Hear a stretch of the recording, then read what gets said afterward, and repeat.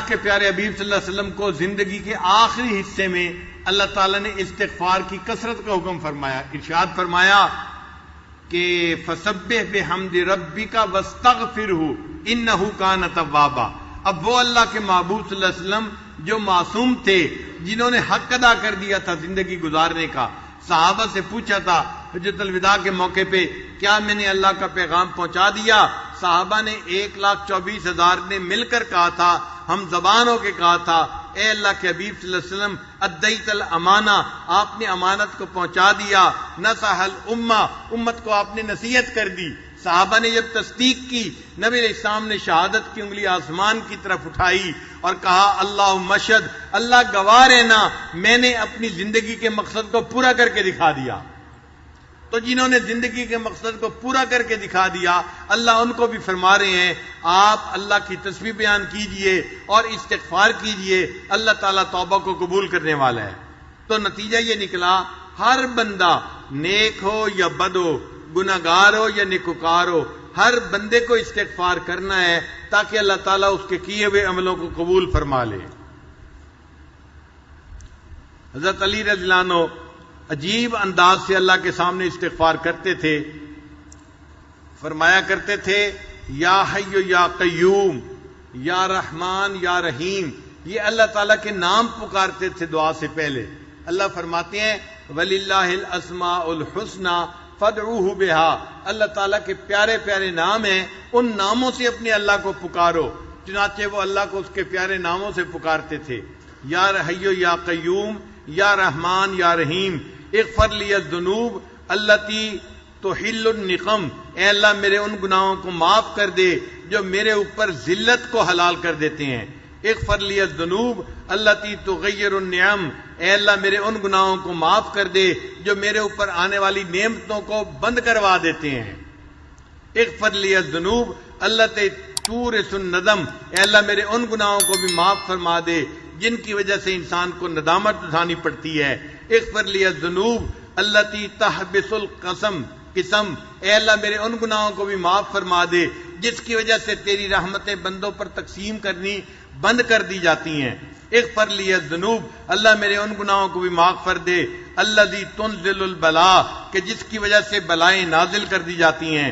اغفر لی الذنوب، اللہ میرے ان گناہوں کو بھی معاف کر دے التی تحتک العصم، کہ جس کی وجہ سے انسان کے اوپر سے عصمت کو اٹھا لیا جاتا ہے اور انسان گناہوں کا ارتکاب کرتا ہے. اغفر لی الذنوب، میرے ان گناہوں کو معاف کر دے توجل الفنا، جو فنا کو جلدی لے آتی ہے. اغفر لی الذنوب تزید الاعداء، میرے ان گناہوں کو بھی معاف کر دے جن کی وجہ سے انسان کے دشمنوں کو بڑھا دیا جاتا ہے. اغفر لی الذنوب تقطع الرجاء، ان گناہوں کو بھی معاف فرما دے جن کی وجہ سے امید کو کاٹ دیا جاتا ہے. اغفر لی الذنوب ترد الدعاء، اے اللہ جس کی وجہ سے دعاؤں کو رد کر دیا جاتا ہے. اغفر لی الذنوب تم سے کو غیث السماء، ان گناہوں کو بھی معاف کر دے جن کی وجہ سے آسمان سے بارش کو روک دیا جاتا ہے. اغفر لی الذنوب تظلم الہوا، اغفر لی الذنوب تکشف الغطا، اے اللہ میرے تمام گناہوں کو معاف فرما دے. یعنی ایک ایک گناہ کا گویا نام لے کر وہ اللہ تعالیٰ سے معافی مانگا کرتے تھے. یہ توبہ اور استغفار ایسی عبادت ہے جس کا اللہ نے انبیاء کو بھی حکم فرمایا. ایسی عبادت ہے جس کا نفع دنیا میں بھی ہوتا ہے، آخرت میں بھی ہوتا ہے. ایسی عبادت ہے جو اپنے لیے بھی کرنے کا حکم ہے اور دوسروں کے لیے بھی کرنے کا حکم ہے. انسان اپنے لیے بھی استغفار کرے اور اپنے دوسرے مسلمان بھائیوں کے لیے بھی استغفار کرے. ہم بھی استغفار کرتے ہیں اپنے لیے اور اللہ کے فرشتے بھی ایمان والوں کے لیے استغفار کرتے ہیں. یہ ایسی عبادت ہے، ہمیں اس عبادت کو کثرت کے ساتھ کرنا چاہیے. ایسی عبادت جو ہر غم کا مداوا ہے، ایسی عبادت جو انسان کو مایوس نہیں ہونے دیتی، ایسی عبادت جس کو کرتا دیکھ کر شیطان اپنے سر کے اوپر خاک ڈالتا ہے، چیختا اور چلاتا ہے میرے تو سالوں کی عبادت ضائع کر دی گئی. اپنی حالت پہ نادم ہونا، اپنے گناہوں پہ شرمندہ ہونا اور محبوب کو منانے کی فکر ہونا اور یوں کہنا کہ میرے رب میں مجرم ہوں مجھے معاف فرما دے، اس کو استغفار کہتے ہیں. چنانچہ حضرت یوسف علیہ السلام نے مچھلی کے پیٹ کے اندر توبہ کی تھی، اللہ نے 3 اندھیروں میں ان کی دعا کو قبول کر لیا تھا۔ 3 اندھیرے کون سے تھے؟ ایک رات کا اندھیرا، ایک سمندر کے پانی کا اندھیرا، اور تیسرا مچھلی کے پیٹ کا اندھیرا۔ 3 اندھیروں کے اندر جہاں گپ اندھیرا تھا، انہوں نے وہاں بیٹھ کر اللہ کو پکارا، اللہ نے ان کی دعا کو وہاں بھی قبول فرما لیا۔ ہم بھی اگر آج کی اس بابرکت رات میں، نورانی رات میں، رمضان کی رات میں اللہ کو پکاریں گے، اللہ تعالیٰ اس بابرکت رات میں ہماری دعا کیوں نہیں قبول فرمائیں گے؟ قرآن مجید میں ہے اذ نادیٰ فی الظلمات، جب انہوں نے اندھیروں کے اندر اپنے رب کو پکارا اور یوں کہا لا الہ الا انت سبحانک انی کنت من الظالمین، اے اللہ آپ پاک ہیں اور اے اللہ میں گناہ گار ہوں، میرے گناہوں کو معاف فرما دے۔ اللہ نے ان کی توبہ کو قبول کر لیا تھا۔ یہ جو ہے نا اللہ کی تسبیح بیان کرنا، یہ اللہ کو بہت پسندیدہ ہے۔ تسبیح پڑھنے کی وجہ سے اللہ نے ان کو مچھلی کے پیٹ سے نکال دیا تھا۔ اللہ تعالیٰ قرآن مجید میں فرماتے ہیں فلولا انہ کان من المسبحین، کہ اگر یوسف علیہ السلام اللہ کی تسبیح نہ پڑھتے للبث فی بطنہ الی یوم یبعثون، وہ قیامت تک مچھلی کے پیٹ کے اندر رہتے۔ انہوں نے اللہ کی تسبیح بیان کی، اللہ نے مچھلی کے پیٹ سے نکال دیا۔ اگر یونس علیہ السلام نے مچھلی کے پیٹ میں اللہ کی تسبیح بیان کی تھی، اللہ نے ان کو مچھلی کے پیٹ سے نکال دیا تھا۔ ہم بھی گناہوں کی مچھلی کے پیٹ میں گھسے ہوئے ہیں، ہم باہر نہیں نکل پا رہے۔ آج کی اس رات میں ہم اللہ کی تسبیح بیان کریں گے اور اللہ کو پکاریں گے، اللہ تعالیٰ گناہوں کی مچھلی کے پیٹ سے ہمیں بھی نجات عطا فرما دیں گے۔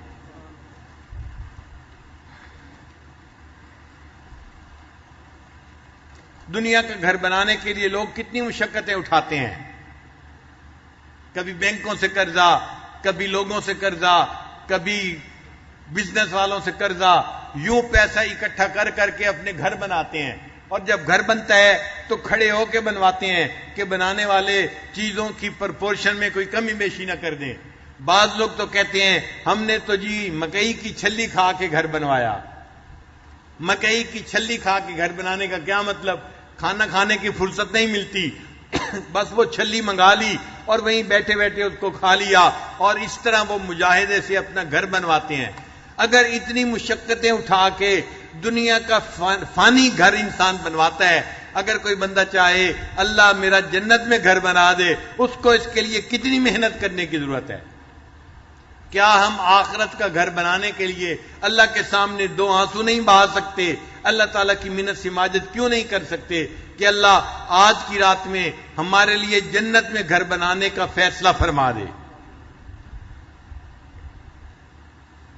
استغفار شیطان کی کمر کو توڑ دیتا ہے اور شیطان خائب و خاسر ہو جاتا ہے، اور اللہ تعالیٰ بندے کی مراد کو پورا کر دیتے ہیں۔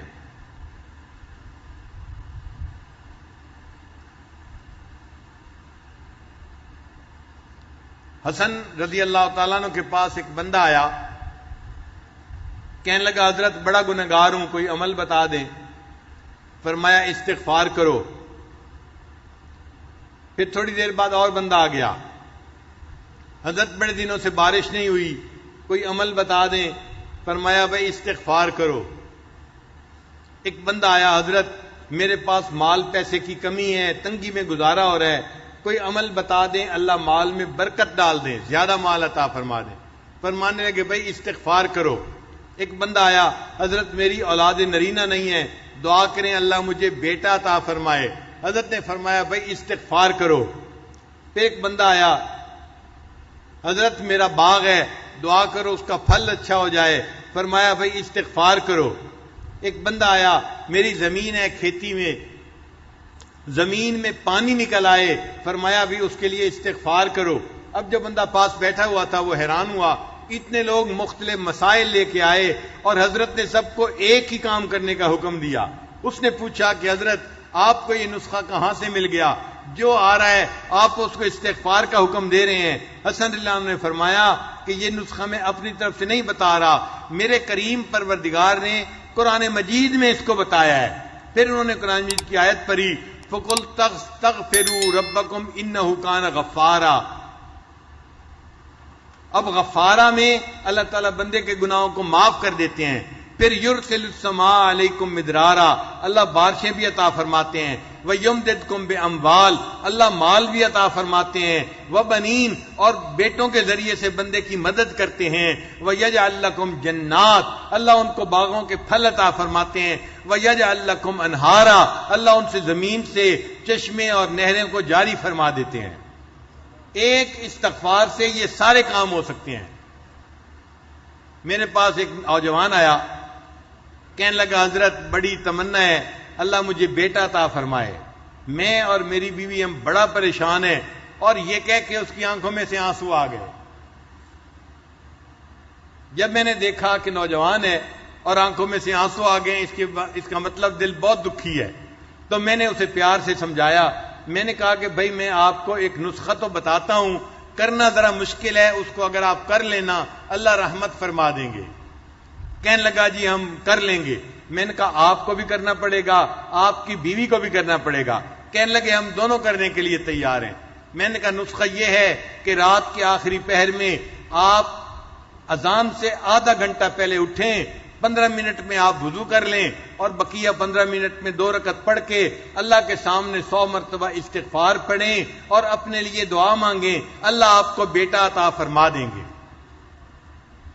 وہ بندہ گھر گیا، اس نے جا کے بیوی کو کہا کہ پیر صاحب نے کہا ہے کہ نسخہ مشکل ہے لیکن میاں بیوی دونوں اگر کریں تو اللہ مراد پوری کر دیں گے. تو بیوی نے کہا کب سے پورا کریں؟ کہنے لگا کل سے کریں گے. بیوی نے کہا نہیں آج کی رات سے پورا کریں گے، ہم آج رات بھی تہجد پڑھیں گے اور فجر کی نماز بھی پڑھیں گے. وہ فجر کی نماز دونوں مس کر دیتے تھے، سوئے رہتے تھے. اب اللہ تعالیٰ کی شان دیکھیں، چونکہ اولاد کی تمنا تھی لہذا انہوں نے تہجد بھی پڑھنی شروع کی، فجر بھی پڑھنی شروع کی. ایک تو اللہ نے ان کو اولاد بیٹا عطا فرما دیا اور دوسرا اس کی برکت سے اللہ نے ان کو فجر کی نماز اور تہجد کی نماز کی پابندی بھی نصیب فرما دی.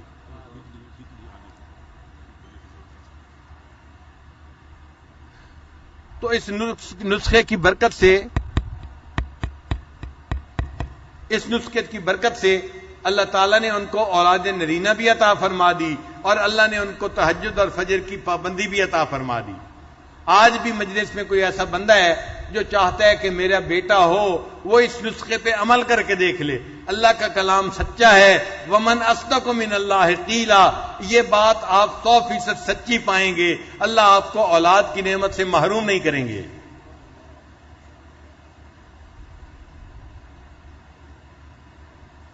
گناہ کرنے کے 3 درجے ہوتے ہیں. ایک ہوتا ہے انسان کبھی گناہ کر بیٹھے، اس کو ظالم کہتے ہیں. اس کو کیا کہتے ہیں؟ ظالم، کہ یہ اپنی جان پہ ظلم کرنے والا ہے، یہ ظالم انسان ہے.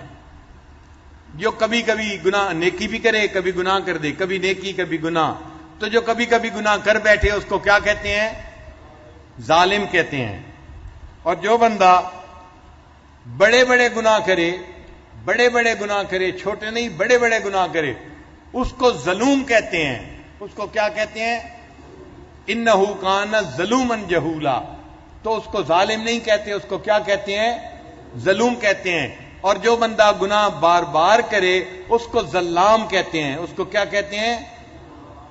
ظالم ہوتا ہے جو کبھی کبھی گناہ کر بیٹھے، اور ظلوم ہوتا ہے کہ جو بڑے بڑے گناہ کرنے والا ہو، اور ظلام ہوتا ہے جو بار بار گناہ کرنے والا ہو. اللہ تعالیٰ نے بندے کے تینوں کیفیتوں کے مقابلے میں اپنے 3 نام رکھے. ایک نام اللہ کا ظالم کے مقابلے میں ہے، اس کو غافر کہتے ہیں کہ جو بندے گناہ کرے کبھی کبھی اللہ اس کے ان گناہوں کو معاف فرما دے. ایک ہے انسان کا نام ظلوم، اللہ نے اس کے بدلے اپنا نام غفور رکھا. چنانچہ جو بندہ بڑے بڑے گناہ کرتا ہے اللہ غفور ہے، اس کے ان گناہوں کو بھی معاف فرما دیتا ہے. اور ایک بندے کا نام ہے ظلام، اس کے مقابلے میں اللہ رب العزت نے اپنا نام رکھا غفار. اے میرے بندے، تو اگر بار بار گناہ کرے گا میں بھی غفار ہوں، میں تیرے گناہوں کو بار بار معاف فرما دوں گا.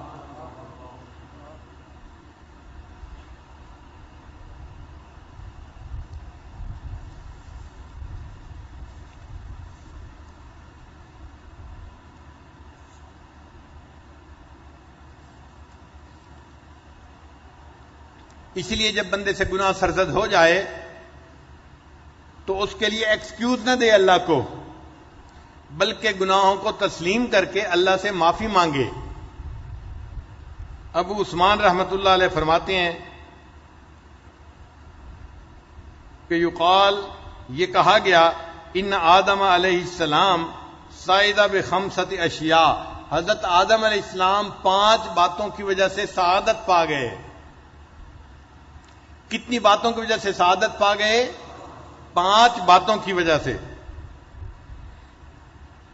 پہلی بات، اعتراف بالذنب، انہوں نے اپنے گناہ کا اعتراف کر لیا، اے اللہ مجھ سے گناہ سرزد ہو گیا ہے، میں اس کا اعتراف کرتا ہوں۔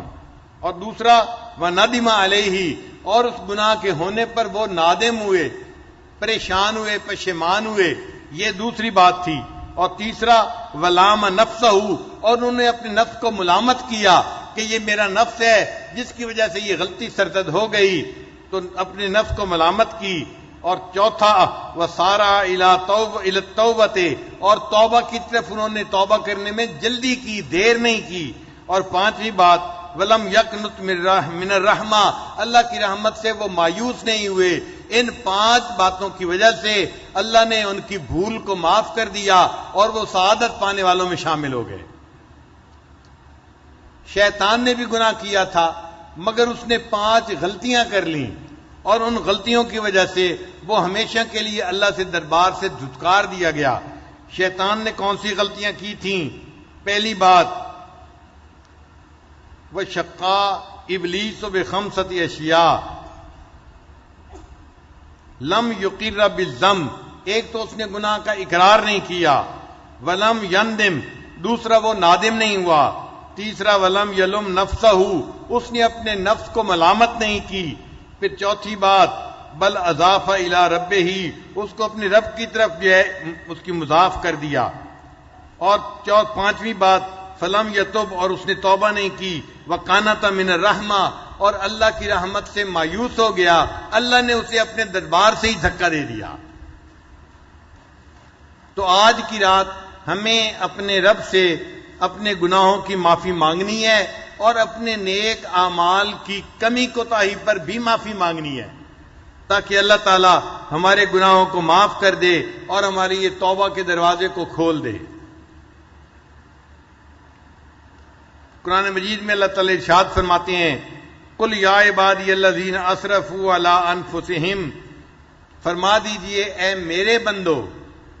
یہاں پر ذرا غور کیجئے کہ وہ لوگ جنہوں نے گناہ کیے، اللہ ان کو خطاب کرنے کی بات کر رہے ہیں، تو یوں بھی فرما سکتے تھے ان بندوں سے کہہ دو کیونکہ انہوں نے گناہ کیے۔ ہم نے دنیا میں دیکھا ہے، باپ اگر بیٹے سے کسی غلطی کی وجہ سے ناراض ہو تو بیوی کو کہتا ہے اسے کہو سیدھا ہو جائے، اسے کہو سیدھا ہو جائے۔ دیکھا بات کا انداز، بات میں اجنبیت ہوتی ہے، جیسے تعلق ہی کوئی نہیں ہے، اسے کہو سیدھا ہو جائے ورنہ میں اسے گھر سے نکال دوں گا۔ اللہ نے گناہ کرنے والوں کو ایسے نہیں کہا کہ انہیں کہو یہ توبہ کر لے، اللہ نے فرمایا قل، میرے محبوب فرما دیجئے، یا عبادی، اے میرے بندو۔ سبحان اللہ، اتنے بڑے گناہ ہونے کے بعد اللہ نے اپنی نسبت سے معروم نہیں کیا، اے میرے بندو۔ ابھی بھی اللہ میرے کا لفظ استعمال فرما رہے ہیں، اے میرے بندو، الذین اسرفوا علی انفسہم، جنہوں نے اپنی جانوں پر ظلم کیا، لا تقنطوا من رحمت اللہ، اللہ کی رحمت سے مایوس نہ ہونا، انہ یغفر الذنوب جميعا، وہ تمام گناہوں کو بخشش کرنے والا ہے، انہ هو الغفور الرحیم، بے شک بڑا غفور بھی ہے اور بڑا رحیم بھی ہے۔ لہذا چور ہو یا ڈاکو ہو، شرابی ہو یا زانی ہو، جھوٹا ہو فریبی ہو، جواری ہو نشئی ہو، ظالم ہو قاتل ہو، بدکار ہو اور خائن ہو، مشرک ہو یا کافر ہو، کوئی بھی ہو، اگر وہ توبہ کرے گا اللہ تعالیٰ اس کی توبہ کو قبول فرما لیں گے۔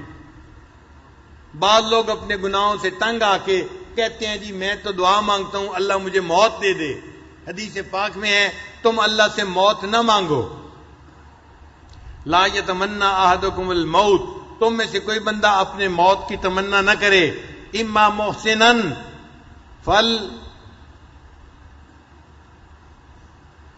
فَلَعَلَّهُ أَن يَزْدَادَ خَيْرًا، اگر وہ نیک ہے ہو سکتا ہے جو زندگی آنے والی ہے اس میں وہ اپنی نیکیوں میں اضافہ کر لے، وَإِمَّا مَسِيًّا، اور اگر وہ گنہگار ہے فَلَعَلَّهُ أَن يَسْتَعْتِبَ، ہو سکتا ہے اللہ اسے توبہ کی توفیق عطا فرمائے۔